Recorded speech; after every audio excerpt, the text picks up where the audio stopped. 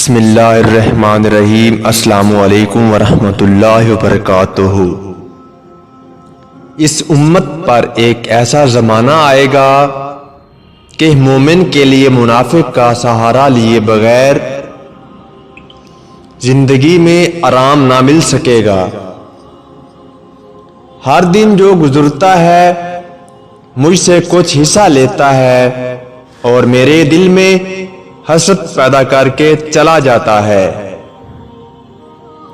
حرکت میں برکت ہوتی ہے، اس لیے ظاہری حرکتیں باطنی حرکت کا سبب بنتی ہیں۔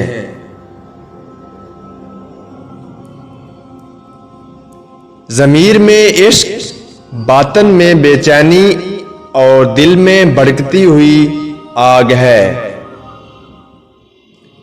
اپنے اخلاص پر نظر رکھنا مخلص کے لیے نقصان دہ ہے۔ اخلاص لوگوں کی نگاہوں سے بچنے کا نام ہے۔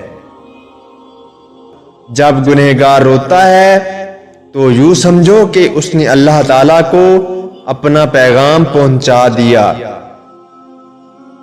عبادت میں سستی کرنے والا ایسا بیمار ہے جس کی عیادت نہیں کی جاتی، اور وہ بلند مقامات کی خواہش کرتا ہے لیکن اس کی خواہش پوری نہیں کی جاتی۔